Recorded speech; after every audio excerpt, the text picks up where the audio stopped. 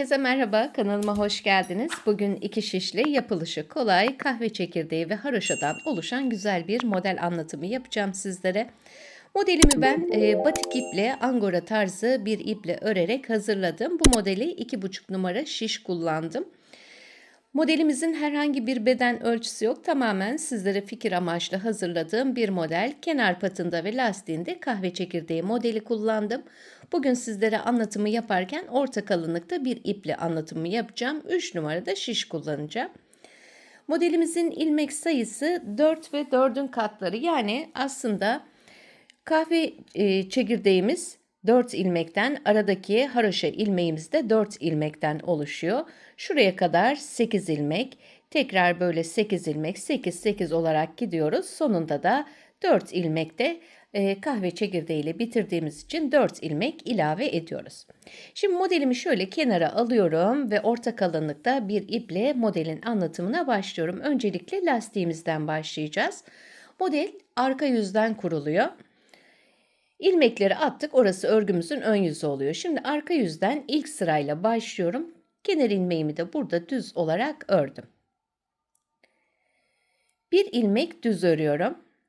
Modelin arka yüzündeyim. 3 ilmek ters. 2 3. Tekrar bir ilmek düz. 3 ilmek ters. Bir düz. 3 ilmek ters. Sıra sonuna kadar arka yüzde ilmeklerimizi bir düz ve 3 ters olarak örüp bu sırayı tamamlıyoruz. Bir düz, 3 ters.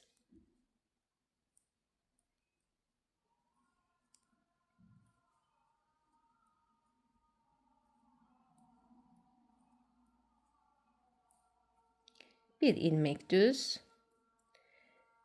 3 ilmek ters örüyorum. Sonunda mutlaka bir ilmeğimiz oluyor. Bir düzle bitirdim ve kenar ilmeği. Şimdi örgümün ön yüzüne geldim. Kenar ilmeğinden sonra bir ilmek ters örüyorum. 3 tane düz ilmeğim var. Bunu kahve çekirdeği modeli yapmak için 3. ilmeği alıyorum. 2 ilmeğin üzerinden şöyle atlatıyorum. Bir ilmek düz, bir artırma yapıyorum. Bir ilmek düz ördüm. Arada bir ilmek ters. Tekrar 3 tane düz ilmeğe geldiğim zaman 3. ilmeği alıyorum. 1 ve 2. ilmeklerin üzerinden atlatıp bıraktım. Bir düz, bir artırma ve bir ilmek düz ördüm. Tekrar bir ilmek ters. Şimdi bu sırada bütün ilmeklerimi gösterdiğim gibi örmeye devam ediyorum. Düzü aldım. 2 ilmeğin üzerinden atlatıyorum. Bir düz, bir artırma ve bir düz. Şimdi göstermiş olduğum gibi sıra sonuna kadar ilmeklerimizi örüp tamamlayalım. Şimdi ön yüzde sıramı tamamladım. Arka yüze geldim. Kenar ilmeğimi alıyorum. Arka yüz hep aynı örülüyor. Bir düz, 3 ilmek ters. Bir ilmek düz, 3 ilmek ters. Arka yüzde örme şeklimiz değişmiyor. Bir ilmek düz ve 3 ilmek ters olarak devam ediyoruz. Sıra sonuna kadar da bir düz ve 3 ters olarak örüp bu sırayı tamamlayalım. Örgümün ön yüzüne geldim. Şimdi lastik örmeye devam ediyoruz. Lastiğimizi dediğim gibi kahve çekirdeği yapıyoruz. Kenar ilmeğimi aldım. Bir ilmek ters. Bir alt sırada bağlama yaptığımız için bu sırada ilmeklerimizi düz olarak örüyorum. 3 düz, 1 ters, 3 ilmek düz, 1 ilmek ters, 3 ilmek düz, 1 ilmek ters, 3 düz, 1 ilmek ters. Sıra sonuna kadar da 3 düz ve 1 ters olarak örüp bu sıramızı tamamlayalım.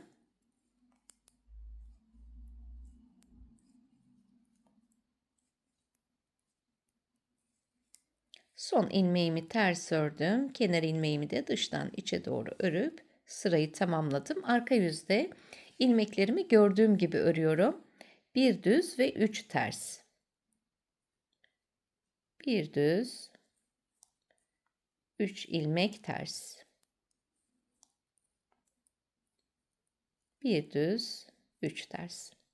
Sıra sonuna kadar ilmekleri gördüğümüz gibi bir düz, 3 ters olarak örüp sırayı tamamlayalım. Tekrar geldim örgümün ön yüzüne. Burada bağlama ve artırma yapacağız tekrar. Öncelikle kenar ilmeğimi aldım, bir ters. 3 tane düz ilmeğimden 3. ilmeği alıyorum. 1 ve 2. ilmeklerin üzerinden atlattım.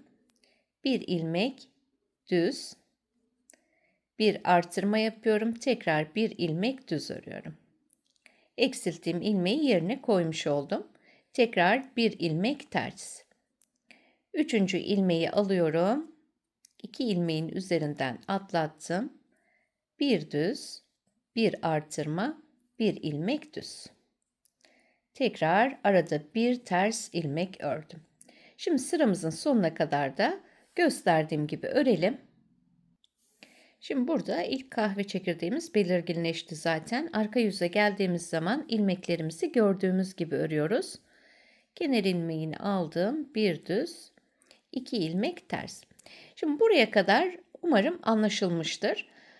Ben lastiğimi bir sıra daha kahve çekirdeği örüp daha sonra ana modelimizin anlatımına geçeceğim. Şimdi bu sıramızda da ilmeklerimizi gördüğümüz gibi örelim. Şimdi son sırayı arka yüzde bir düz 3 ters olarak tamamladım. Model kurulumuna da zaten arka yüzden başlıyorduk. Şimdi ana modelimizle devam ediyorum. Ben burada 2 tane kenar patı olarak 2 tane kahve çekirdeği bıraktım. Siz istediğiniz kalınlıkta, istediğiniz sayıda kahve çekirdeği kenar patı için ayırabilirsiniz. Kenar ilmeğimi burada alıyorum. Bir ilmek ters. Şimdi burada bağlamamı yaptığım için bir alt sırada bu sırayı sadece düz olarak örüyorum ilmekleri. 3 düz, bir ters, 3 ilmek düz, şimdi burada kenar patını bitirdikten sonra haroşa ilmeklerimi öreceğim. Aradaki 3 tane düz ilmeğim kenarlardaki ters ilmeklerimi ön yüzde ters olarak örüyorum. 1, 2, 3, 4, 5. Buraya kadar 5 ilmek ters ördüm. Şimdi kahve çekirdeğindeki 3 ilmeği düz örüyorum. Tekrar kenarda sağda ve solda 2 tane ters ilmeğim var. Ortada 3 tane de düz ilmeğim var. Burası haroşa sırası olacak. Bunun için 5 ilmek ters. 2, 3, 4, 5. Bitişinde kahve çekirdeği modelimiz var. 3 ilmek düz örüyorum. 1 ilmek ters ve kenar ilmeği. Modelin ilk sırasında ikinci sırası oluyor bu. Arka yüzde modeli kurduk. Bir düz, 3 ters olarak. İkinci sırasında tamamlamış olduk. Şimdi arka yüze geliyorum. Arka yüzde zaten ilmeklerimiz hep görüldüğü gibi örülecek. Bir düz, 3 ilmek ters. Bir ilmek düz, 3 ilmek ters. Sıra sonuna kadar ilmeklerimizi örelim. Şimdi örgümün ön yüzüyle devam ediyorum. Kenar ilmeğimi aldım. Bir ilmek ters. Şimdi burada bağlama sırası geldi. 3 düzden 3. ilmeği alıyorum. 2 ilmeğin üzerinden atlattım. Bir düz, bir artırma yapıyorum. Tekrar bir ilmek düz. Arada bir ters. Her kahve çekirdeğin arasında bir ters ilmeğimiz var. Tekrar bu üçüncü ilmeği alıyorum. 2 ilmeğin üzerinden geçirdim. Bir düz, bir artırma, tekrar bir ilmek düz. Kenar patındaki örneğimi bitirdim. Şimdi tekrar 5 tane haroşa örmem gerekiyor. Yani 5 ilmek ters örüyorum. 1, 2, 3, 4, 5. Ön yüzde bu haroşa sırası hep ters olarak örülecek 5 tane. Şimdi burada kahve çekirdeği örneğime geldim. Üçüncü ilmeği alıyorum. 2 ilmeğin üzerinden geçirdim. Bir düz, bir artırma, bir ilmek düz. Ve yine haroşa sırasına geldik. 5 ilmek ters.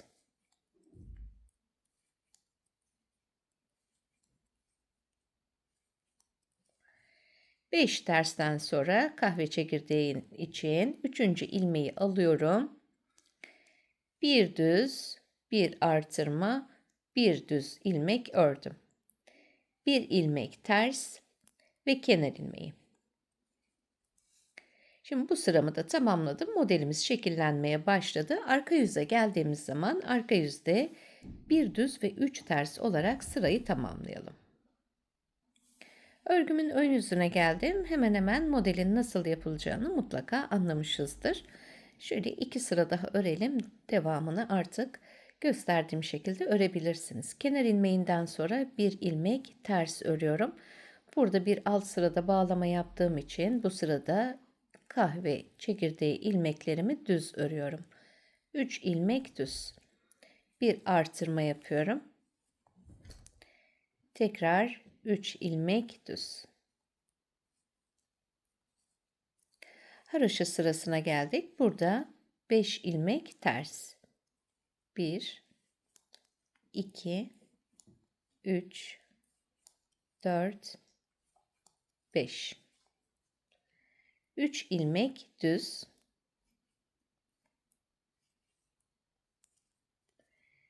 5 ilmek ters.